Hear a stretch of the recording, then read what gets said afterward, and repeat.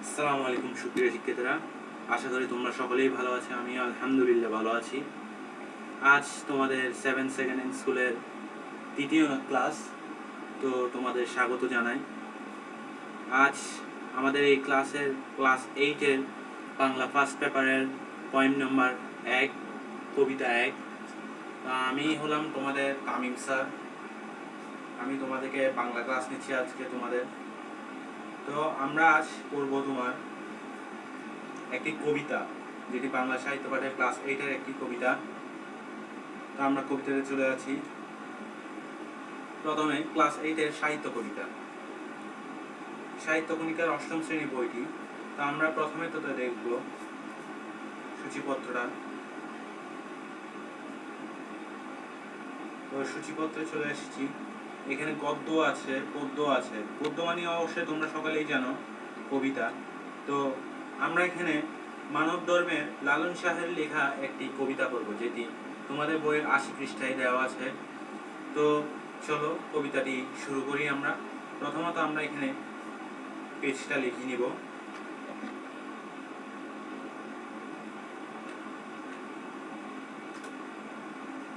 মানব ধর্মের লালন শাহের কবিতাটি চলে এসেছে আমাদের এখানে।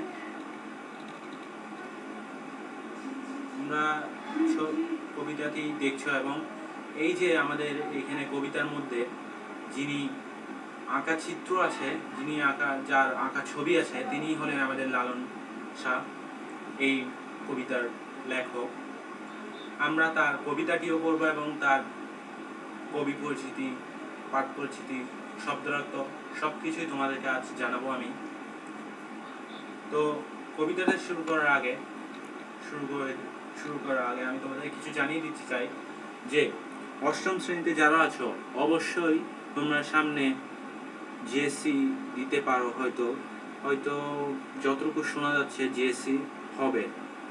তো যেহেতু তোমাদের জিএসসি হতে পারে, তাহলে তোমরা আগে থেকেই প্রস্তুতি নিলে ভালো হয়। তো মানব ধর্মটা কিন্তু লালন শাহর একটি ঐতিহাসিক কবিতা, যেটি তোমরা শুনেও মজা পাবে, পড়েও মজা পাবে। আশা করি তোমরা আজকে এই লালন শাহর মানব ধর্ম কবিতাটি বুঝবে এবং ভালো করে মনোযোগ দিয়ে শুনবে। দেখবে অবশ্যই তোমাদের জন্য এটা সহজ হয়ে যাবে। যেমন তোমাদের জন্য সৃজনশীলটা লিখতে কিন্তু খুবই সহজ হবে। তো আমরা মানব ধর্মের লালন শাহের মানব ধর্ম কবিতাটি পড়া শুরু করছি। সবাই মনোযোগ দিবে। এখানে যে লিখেছে, এই যে এখানে লিখলো, সব লোকে কয় লালন কি জাত সংসারে।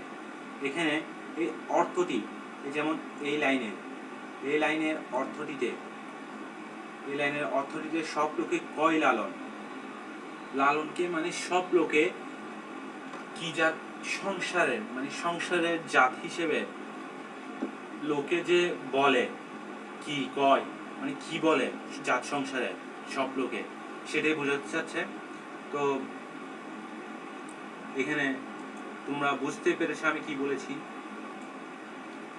তো এখানে হচ্ছে, যেমন আমি বলি তোমাকে, 2 নাম্বার লাইনে দেখো বলেছে, লালন কই জেতের কি রূপ দেখলাম না এই নজরে। জেতের শব্দটির অর্থ কি? জেতের শব্দের অর্থটি হলো জাত। অবশ্যই তোমরা আগেও পড়েছো, হয়তো অনেকে জানো বা না জানো না ওরকম। তো আমি তোমাদেরকে বলে দিচ্ছি, লালন কই হচ্ছে মানে লালন যিনি, লালন শাহ, উনিকে বলা হচ্ছে উনি কই, জাতের কি রূপ, জাতের কোন ধরনের রূপ দেখলাম না এই নজরে, মানে কোন নজরে, আমরা আমাদের চোখের নজরে দেখলাম না এই জিনিসটা। এই লাইনটাও তোমরা বুঝতে পেরেছো। এখানে দ্বিতীয় লাইনেও বলা হয়েছে, কেউ মালা কেউ তসবি গলায়। আমরা সাধারণত মুসলিমরা তসবি পড়ে থাকি, আশা করি সবাই পড়ে থাকো নামাজের পর। যেই তসবিটা, লালন শাহ ছিলেন এক ধরনের হিন্দু ছিলেন, ওনাকে বলাই যেত না উনি হিন্দু নাকি মুসলিম না খ্রিস্টান।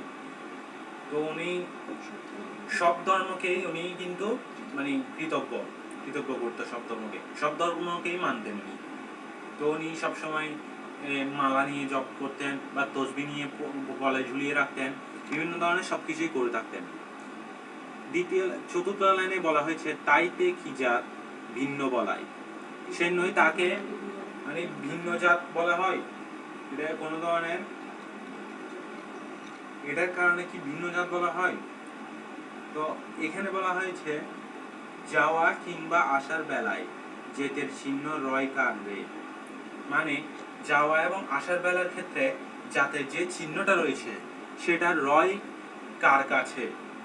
অবশ্যই তোমরা কিছুটা বুঝতেছো, হয়তো না বুঝলে পরবর্তীতে আমাদের কমেন্ট বক্সে জানিয়ে দিও, পরবর্তীতে রেকর্ড ক্লাসও দেওয়া হবে। গর্তে গেলে কূপ জল কই, এখানে গর্তে মানে হচ্ছে যে তোমরা মাটির গর্ত যেটা হয় এটা গর্ত, ওই গর্তকে বোঝানো হচ্ছে। এটা মানে বাংলা ভাষায় এক ধরনের একটি কথা, গড়তে গেলে কূপ জল কই। কূপ জলটা কি বলতে পারবে অবশ্যই তোমরা, তাও আমি তোমাদেরকে ভালো করে বলে দিচ্ছি। তো কূপ জলটা হচ্ছে তোমাদের এই যে আমি এখানে বলতেছি, এই যে এখানে এই গর্তে, এই যে গর্তে গেলে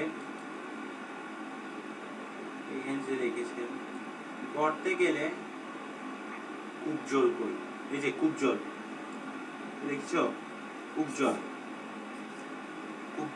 কূপ জলটা হচ্ছে এক ধরনের জলের মতো। অবশ্যই মানে এখানে যে আমি শব্দ অর্থ করাবো, শব্দ অর্থ করার আগে তখন বলতে পারবা, ইজিলি তোমাদের জন্য সহজ হবে, আশা করি তোমরা একবারে বুঝে যেতে পারবা। তো এখানে আবার বলেছে গঙ্গায় গেলে গঙ্গা জল হয়, এখানে গঙ্গা গেলে হলে মানে বলতে চাচ্ছে গঙ্গায় গেলে গঙ্গা জল হয়। আমি তোমাদেরকে একটা কথা বলে দিই, এখানের মধ্যে এই কিছু শব্দার্থ এখানে লাইনে লাইনে আছে। যেমন এই গঙ্গায়, প্রথমত হচ্ছে এই গঙ্গাইটা, তারপরে হচ্ছে যে গঙ্গা জল, এগুলো শব্দ অর্থ তোমাদেরকে আমি বুঝিয়ে দিব শব্দের ক্ষেত্রে। তারপরে হচ্ছে কূপ জল, এই কূপ জলটা, তারপর হচ্ছে যে এখানে আছে তোমার জেতের শব্দ অর্থ তো অনেকে জানো অনেকে জানো না, জাত। তারপরে এই লাইনে হচ্ছে যে তোমার এই লাইনে হয়তো পাওয়া যায়নি, তো এখানে হচ্ছে মূলে এক জল সেই যে ভিন্ন নয়। মূলে অবশ্যই তোমরা সকলেই জানো, মূল হচ্ছে যে এক ধরনের, যেমন ওই গাছের মূল যেটা বলে থাকে, আমরা গাছের মূল যেটাকে বলে থাকি ওই মূলটাই, ওটা হচ্ছে এখানে বোঝাতে চেয়েছে এটা মানুষের মূল। মূলে এক জল সে যে ভিন্ন নয়, মানে হচ্ছে মানব জাতির মধ্যে এক ধরনের একটি জল থাকে, সেটি কোনো ধরনের ভিন্ন নয়।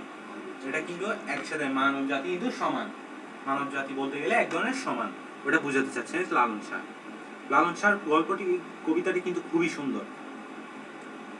এখানে এই যে লেখা দেওয়া আছে মূলে এক জল সে যে ভিন্ন নয়, মানে হচ্ছে মানব জাতির মধ্যে সমান, তারা ভিন্ন নয়।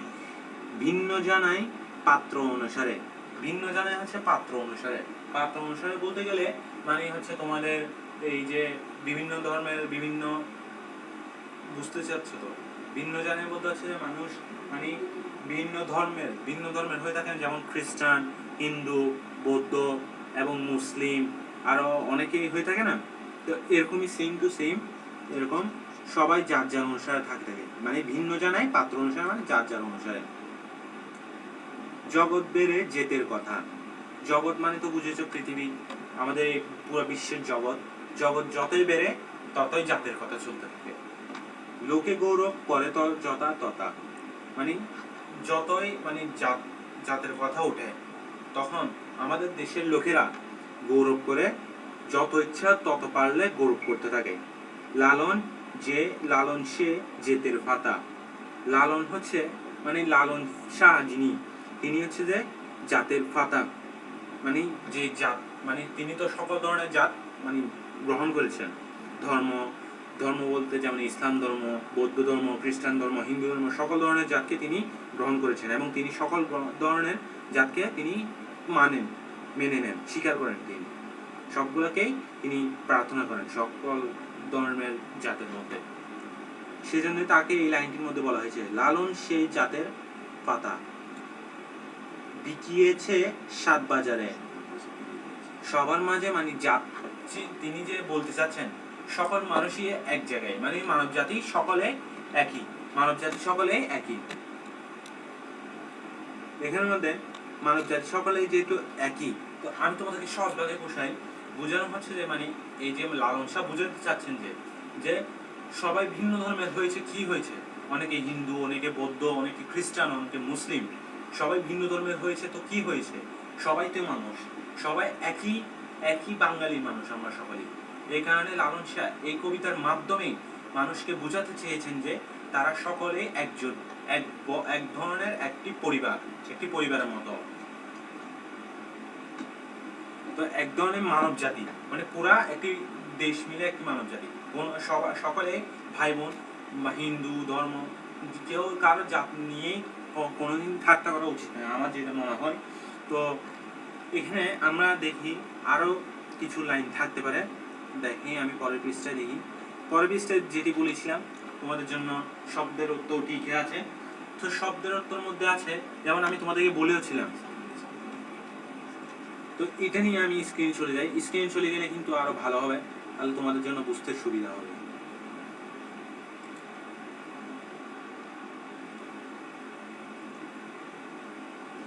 আগে প্রথমত আমি এটার কপি নিয়ে নিই, যাতে তোমাদের এখানে স্ক্রিন চলে গেলাম, এখানে টুলসে গিয়ে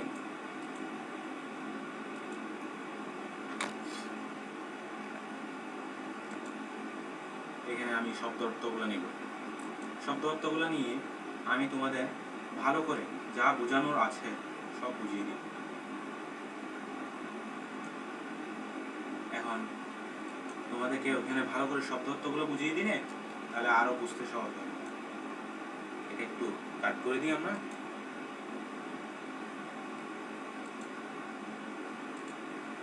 এটাকে আমি একটু বড় করে দিই যাতে তোমরা বুঝতে পারো, তাহলে সুবিধা তোমাদের জন্যই সুবিধা হবে। এখন এটা একটু মাঝখান বরাবর নিয়ে যাব,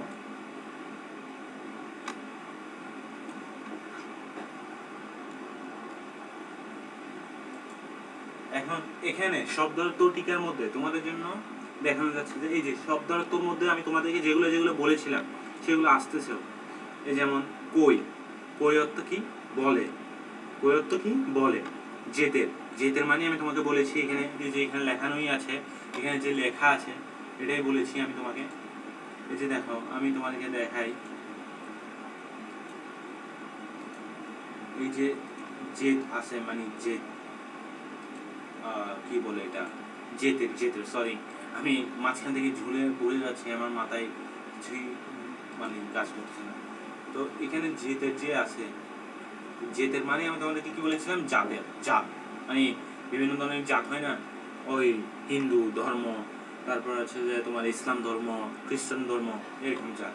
আবার এখানে বলেছে যাওয়া কিংবা আসার বেলায়, এখানে শব্দের অর্থ দিয়েছি জন্ম বা মৃত্যুর সময়, মানে আমরা বলি না যে আল্লাহ কোন সময় আমাদেরকে, আল্লাহ তাআলা আমাদের কোন সময় নিয়ে যায় আমরা জানতে পারি না, কোন সময় আমাদের উপর বিপদ আসে আল্লাহ আমাদের কখন উপরে রাখবে এটা আমরা নিজেরাই জানতে পারি না, তো আমাদেরকে আল্লাহ তাআলা সকলকে হেদায়েত দান করবে। তো এখানে এটাই বোঝাচ্ছেন লালন শাহ যে যাওয়া কিংবা আসার বেলায়, মানে জন্ম এবং মৃত্যুর সময়, এটা কিন্তু আসলেই সত্যি, জন্ম এবং মৃত্যুর সময় যেতে গেলে আমাদের মৃত্যু, আল্লাহ তাআলা আমাদেরকে দান মানে হেদায়েত দান করলে এটা জন্ম, আমাদের নতুন জন্ম। এখানে তোমাদেরকে বলেছিলাম কূপ জল, কুয়োর পানি বলা হয়, গঙ্গা জল, গঙ্গা নদীর পানি, জেতের পাতা, জাত বা ধর্মের বৈশিষ্ট্য অর্থ। সকলেই আমার শব্দ অর্থগুলো বুঝেছ, সকলে শব্দ অর্থগুলো একটু মুখস্থ করে নিবা, মুখস্থ করলে কিন্তু ভালো হবে, মুখস্থ করলে কিন্তু তাহলে তোমাদের কবিতাটা পড়তে কিন্তু সহজ হবে।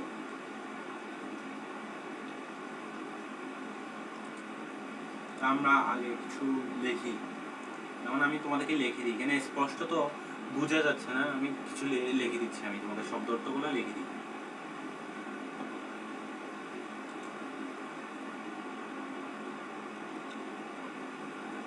তো এখন শব্দ অর্থগুলো লিখে দিব আমি সুন্দর করে।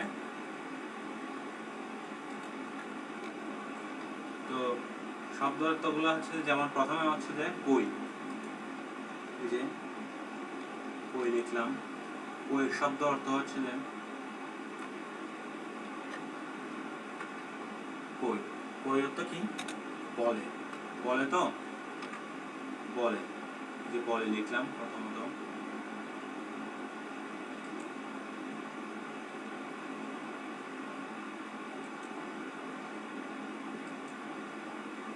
সরি সরি, এটা একটু ডিস্টার্ব মারতেছে।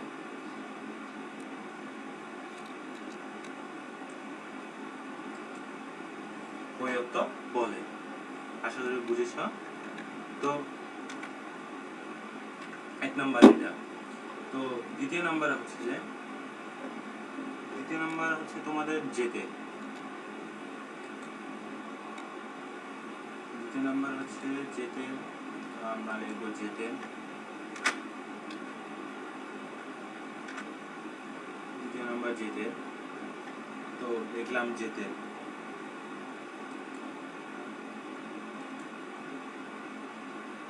একটু কনফিউজিং হচ্ছে, একটু ডিস্টার্ব করতেছে জিনিসটা।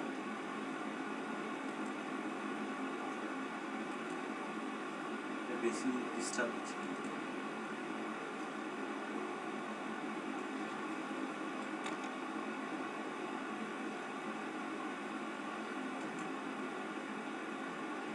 লিখলাম যেতে।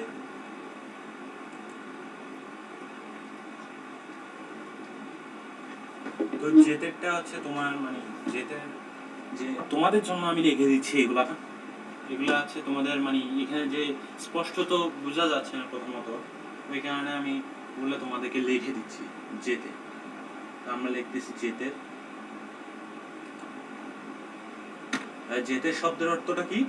জাত, বা জাতেরও লিখতে পারো। জাতের লিখলে তোমার যে বই যেরকম আছে ওরকমই দিই, কারণ পরবর্তীতে পরীক্ষায় বা কোনো কিছু হলে তো তখন সমস্যা হবে না, জাতেরই লেখা। তো তিন নাম্বারটা হচ্ছে কি? যাওয়া কিংবা আসার বেলায়। যাওয়া কিংবা আসার বেলায় হচ্ছে দেখা যায় যাওয়া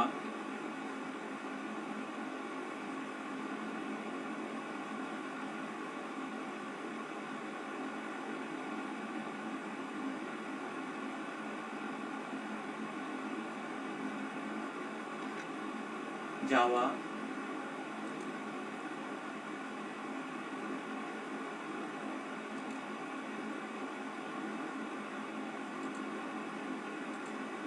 যাওয়া কিংবা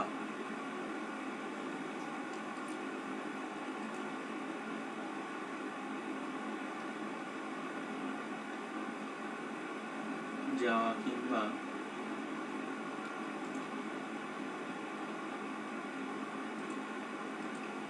আসার বেলায়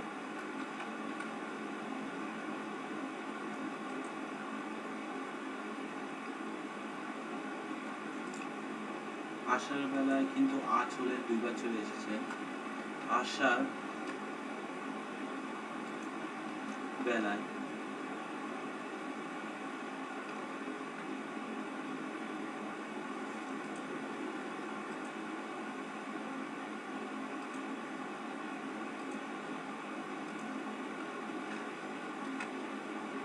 জন্ম বা মৃত্যুর সময়কে বোঝায়। জন্ম বা মৃত্যুর সময়কে বোঝায়।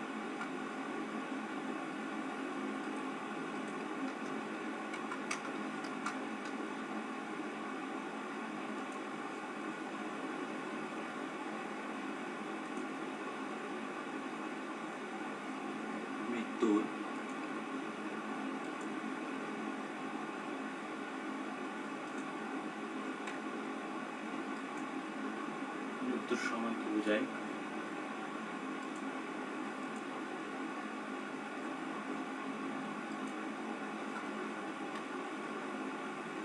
এই যে মৃত্যুর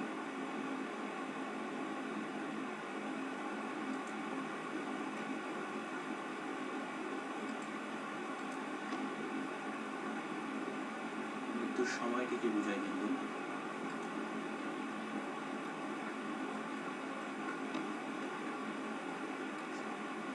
একটু ডিস্টার্ব দিচ্ছে, তোমরা হয়তো কিছু মনে করিও না, একটু ডিস্টার্ব দিচ্ছি কিন্তু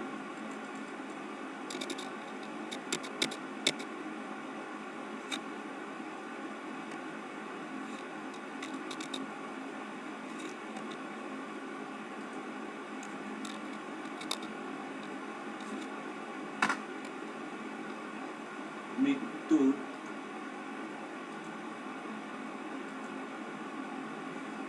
সময়।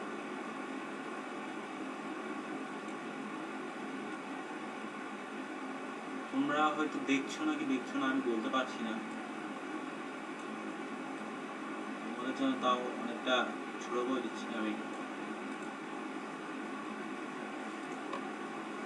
আবার দেখা যাচ্ছে আশা করি।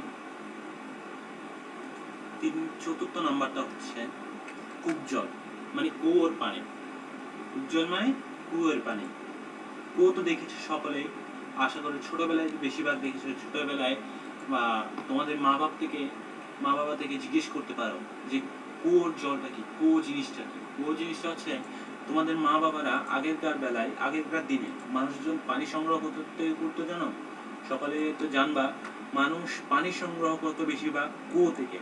কুয়ো হচ্ছে তোমাদের একজনের গভীর একটি মাটির নিচে একটি গভীর একটি পানির স্থান, যেখানে তোমরা সকলে মানে জানো যে মাটির নিচে পানি অবশ্যই থাকে, নাহলে গাছপালা তো জন্মে থাকতে পারে না, মানে গাছপালা বেঁচে থাকতে পারে না অবশ্যই।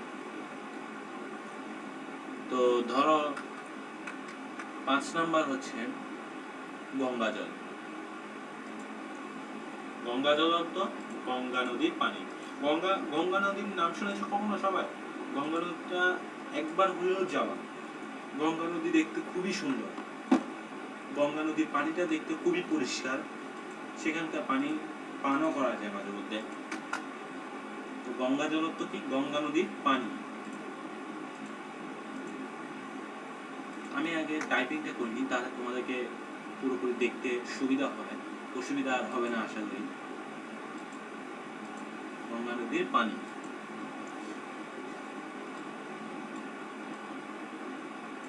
এবার 6 নম্বর হচ্ছে লাস্ট জেতের পাতা। জেতের পাতা তো কি বলেছিলাম, মানে হচ্ছে যে জাত বা ধর্মের বৈশিষ্ট্য অর্থ।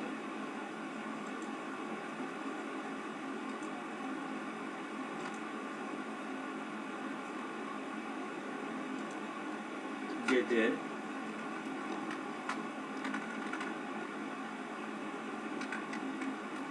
নম্বর জেতের পাতা। জেতের পাতা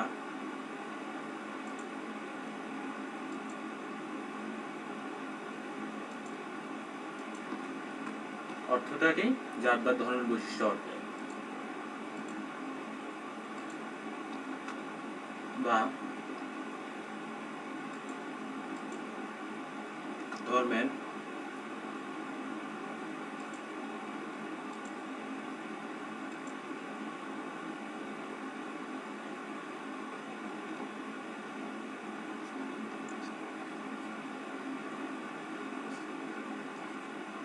ধর্মের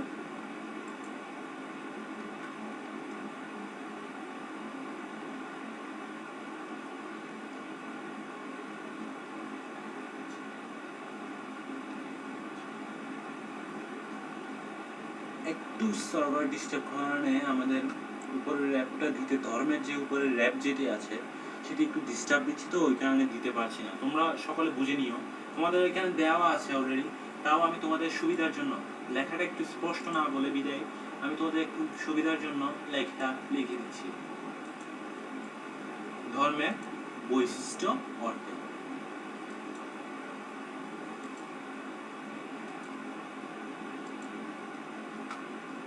বৈশিষ্ট্য অর্থে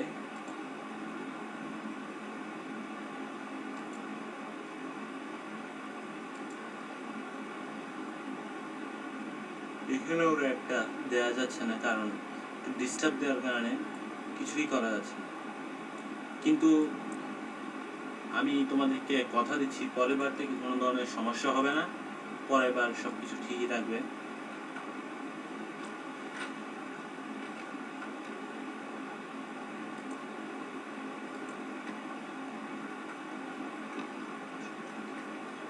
এখানে উপরে আমি লিখে দিচ্ছি বাংলা শব্দের টিকা।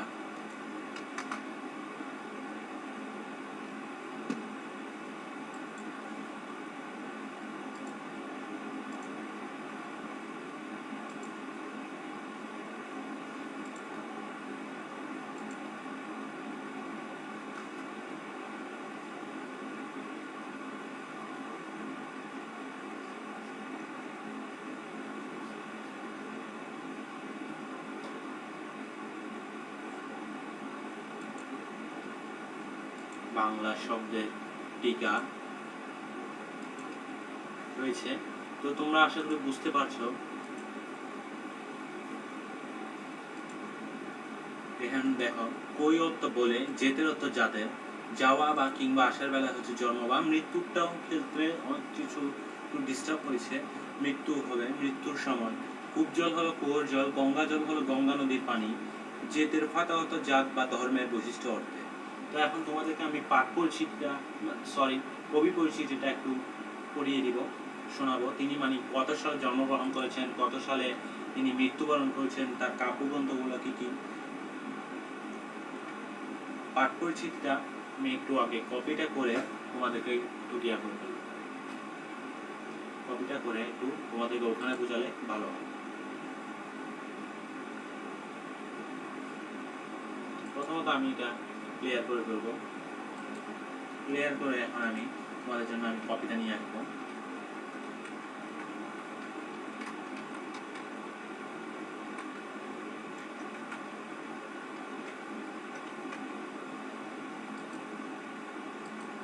কপিটা করে নিচ্ছি এখন।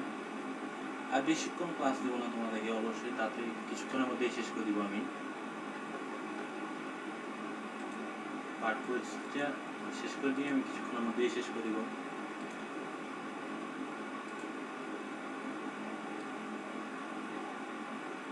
এই যে তোমাদের কবি পরিচিতি নিয়ে নিলাম, এটাকে সামনে নিয়ে এসে তোমাদের বোঝার জন্য বড় করে দিয়ে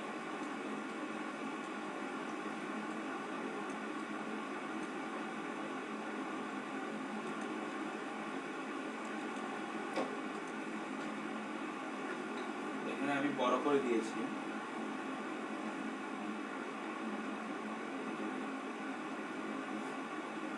এখানে লেখা আছে লালন শাহ কবি পরিচিতি যেটি, যে লেখা আছে লালন শাহ কবি পরিচিতি। লালন শাহ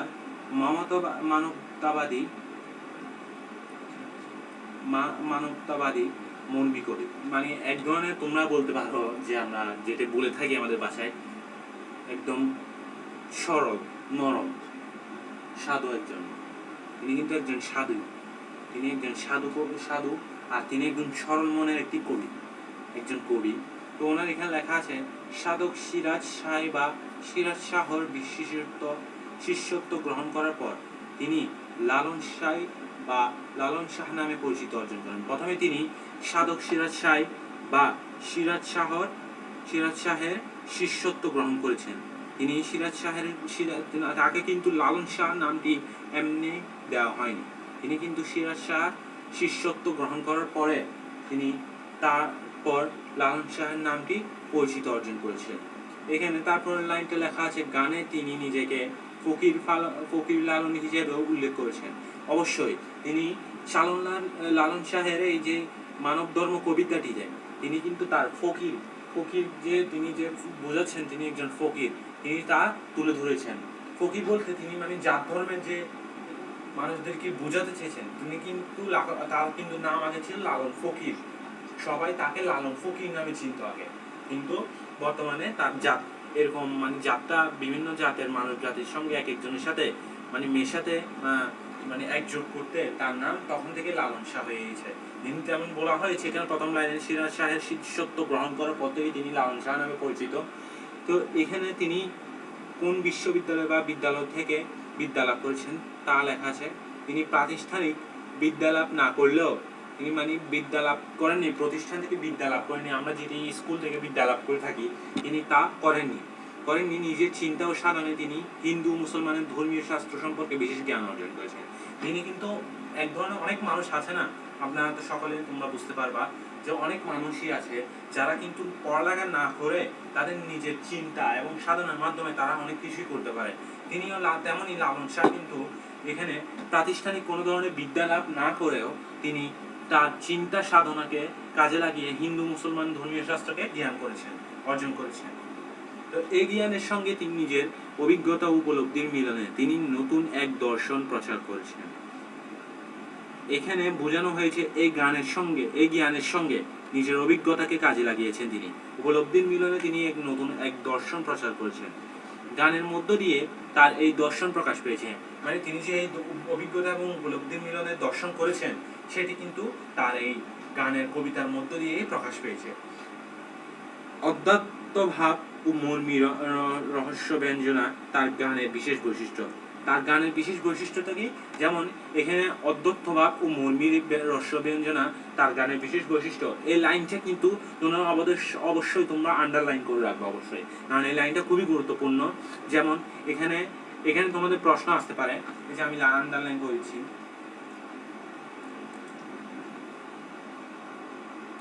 আন্ডারলাইন করে দিয়েছি, এই যে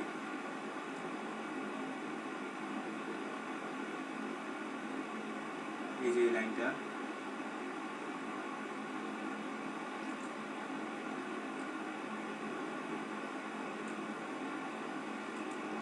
এই যে এখানে তোমাদের প্রশ্ন আসতে পারে লালন শাহর গানের বিশেষ বৈশিষ্ট্য কোনটি?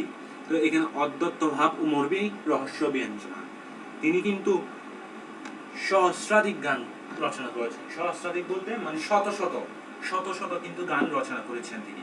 তারপরে এই মেইন পয়েন্টটাও কিন্তু তোমরা একটু এই জিনিসটা একটু তোমরা একটু মাথায় রাখবা। লালন শাহ 1772 খ্রিস্টাব্দে ঝিনাইদহ মনান্তরে জন্মগ্রহণ করেছেন, কুষ্টিয়ার মনান্তরে জন্মগ্রহণ করেছেন। এই যে